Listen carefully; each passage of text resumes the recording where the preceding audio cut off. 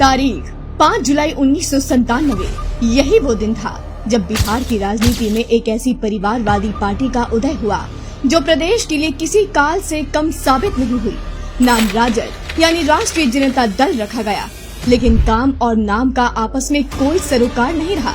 एक नहीं, दो नहीं, तीन नहीं, ऐसे कई उदाहरण हैं जो यह दिखाते हैं कि कैसे इस पार्टी ने बिहार का बंटाधार किया और लोगों के लिए खुद को बिहारी तक कहना दूभर हो गया।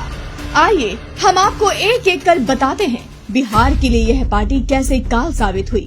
नंबर 1, बिहार पे लगा गुंडाराज का ठप्पा। राजद और इसके मुखिया लालू यादव ने सत्ता में आते ही बिहार में नेताओं, नौकरशाहों, व्यापारियों, अपराधियों का ऐसा नेक्सस बना दिया कि चप्पा चप्पा अपहरण, हत्या, बलात्कार, चोरी, डकैती और रंगदारी की घटनाएं आम हो गयी। स्थिति यह हो गई थी कि 5 अगस्त 1997 को एक याचिका पर सुनवाई के दौरान हाई कोर्ट को टिप्पणी करनी पड़ी कि बिहार में सरकार नहीं है, गुंडाराज कायम हो गया है। नंबर 2, रक्त रंजित हुई बिहार की धरती। राजद शासन काल में बिहार ने वो दौर देखा जब सिर्फ घोषित अपराधी ही नहीं बल्कि सांसद और विधायकों के इशारों पर भी हत्याएं होती थी।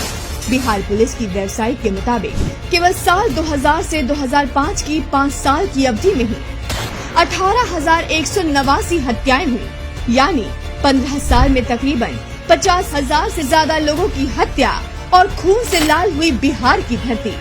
नंबर 3, जातीय हिंसा का दौर। भूरा बाल साफ करो जैसा नारा देने वालों के राज में बिहार ने जातीय हिंसा का सबसे बुरा दौर देखा। भोजपुर के सहारे स्थित बथानी टोला नरसंहार हो या जहानाबाद के अरवल स्थित लक्ष्मणपुर बाथे कांड, इन नरसंहारों में एक एक बार में सैकड़ों लोगों की हत्याओं को कौन भुला सकता है। नंबर 4, घोटालों की आई बाढ़। गुंडाराज के बाद राजद शासन का दौर अगर सबसे अधिक किसी चीज के लिए याद किया जाता है तो वह घोटालों की बाढ़। चाहे गरीबों की जमीन हड़प कर नौकरी देने की बात हो या फिर जानवरों के चारा चोरी की, राजद राज में बिहारों ने घोटालों में नया कीर्तिमान बनाया। नंबर 5, विकास में फिसड्डी हुआ बिहार। 1990 से 1992 के दौर में जब लिबरलाइजेशन का दौर था, देश के सभी राज्य तरक्की कर रहे थे, तब भी बिहार चरवाहा विद्यालय की मानसिकता वालों की वजह से पीछे रहा। प्रदेश में व्याप्त गुंडाराज की वजह से नए उद्योग धंधे लगने की बात तो दूर, पहले से चल रहे उद्योग भी बंद हो गए। रोजगार के लिए लोगों को दूसरे राज्यों का रुख करना पड़ा। नतीजा यह हुआ कि बिहार बेरोजगारी और पलायन का केंद्र बन गया और आज इसी गुंडाराज वाली पार्टी के युवराज बिहार वासियों को सुनहरे सपने दिखाते हैं, लेकिन उन्हें पता नहीं है कि उड़ती चिड़िया को हल्दी लगाने वाली यह बिहार की जनता है जिसे शेर के खाल में छिपे सियार को पहचानने अच्छी तरह से आता है।